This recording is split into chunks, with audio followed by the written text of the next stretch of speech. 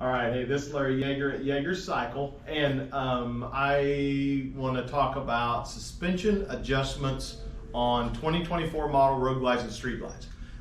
In my opinion, it's one of the most important things to do to get the best ride out of this motorcycle, or any motorcycle as far as that goes.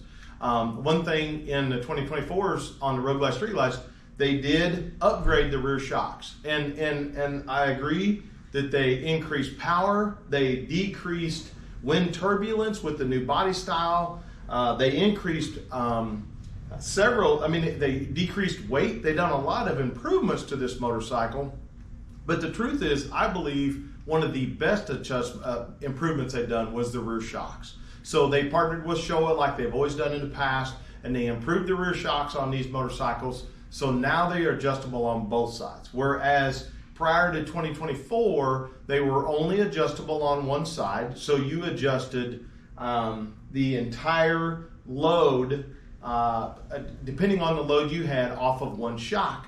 Now they're doing it off of both shocks, left and right, and it just really improved the performance of these shocks, okay? So in essence, basically what's going on is the right-hand shock, you adjust the right-hand shock for rider and passenger weight. So that's the one that is a little bit more permanent, okay? The left shock has the same preload knob on it the hydraulic knob that they've used the last few years on them, and it is for cargo. So again, if you're riding single rider and a passenger, you want to adjust for that weight with this right-hand shock. And if you're going to adjust for load that you may have in the saddlebags or in the tour box for your trip or not, you want to adjust for the left side.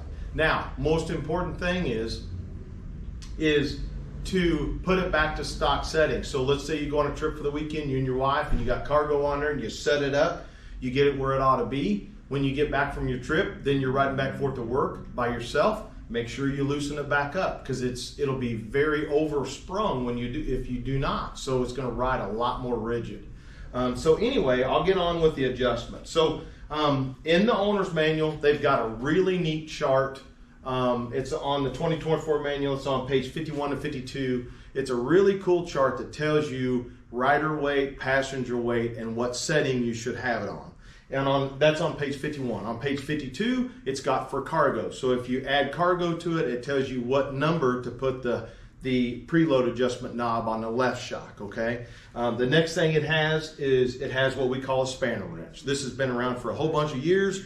The Harley-Davidson owner's manual does come, the packet with the new bikes do come with one. And this is very necessary to do shock adjustments on this motorcycle for the right-hand shock, okay? So basically what you've got is you've got a screw adjustment on the right-hand shock, okay? And you have two lock rings. So in stock form, this lock ring here is down on the adjustment ring, and it locks it in place. So this will screw down like such. And this is what locks it in place. I had it loosened up to show you, but I thought I'd show you how to do this. So the spanner wrench has got a hook right there, and it simply goes in one of these notches, and you pull it like that, and that's tight, okay? So that's how you're gonna ride the motorcycle, is just like that. Now, if you wanna make an adjustment, take your spanner wrench, I pop it with the palm of my hand, right like that. You want to screw that all the way to the top, because that's what the adjustments, the measurements go by. So screw this all the way up till it stops.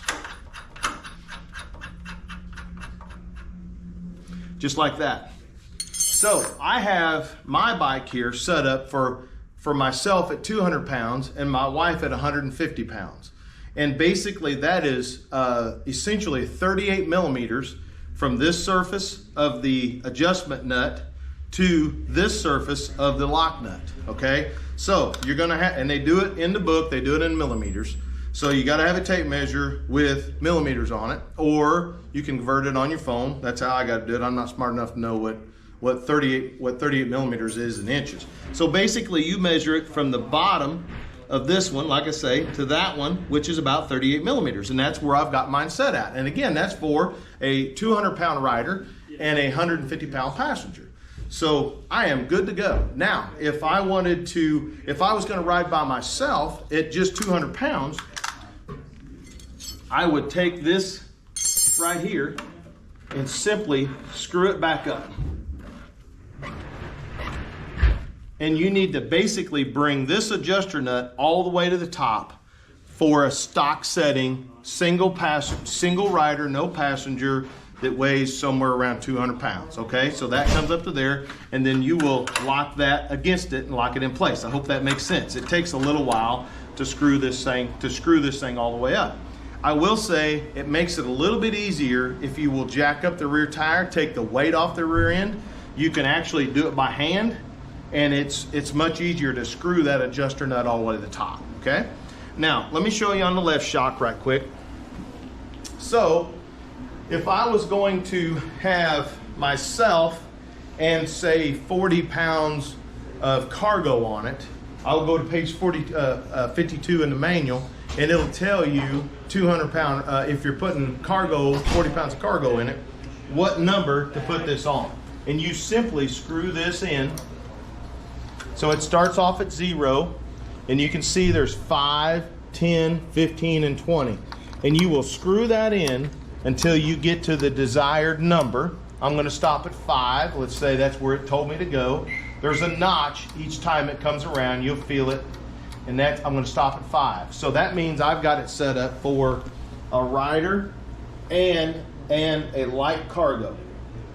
And that will give you optimum ride. Basically what it's doing is it's bringing the suspension up to the optimum height to use the full suspension range. That's what it's doing. And it really makes a difference. So again, if I'm done riding that day, the next time I ride it's going to be just me. I need to screw this back out to 0. And I need to make sure that I've got the right shock set at 0 as well for my weight. And that gives me optimum ride, optimum suspension by myself. So I really urge you to take the time to do this. It takes a little time. It's a little bit of effort every time, but it really improves the ride. And the one thing that I noticed is it vastly improves the ride for the passenger, because the passenger is setting over the rear tire, more over the rear axle, and it just seems like every little thing that you hit is magnified at the rear seat, where the rider is more in the middle of the bike and more of a pivot point, and they don't notice it as bad. So for passenger comfort, it's a big deal. Another thing is I see a lot of people are going and buying other brands of aftermarket shocks to improve their ride. In my opinion, if you've got a 24 model Road Glide or Street Glide with these new shocks and you set them to the proper setting, I really do not believe that you can go spend $1,000 or $1,500 and get a better ride than what this is. These work really, really well as long as you adjust them. Even those $1,000 or $1,500 shocks, if you don't adjust them properly to ride, you still are not getting optimum performance out of them. So it's the same deal. If you just put them on there and bolt them on there and go and do nothing, you're not going to get optimum ride out of it. So no matter what shocks you have, it is so important to make sure you do that. So take the time, make that happen, and I promise you will enjoy the ride more, and your passenger will as well, and you'll just enjoy your 24 model motorcycle that much more. Thank you.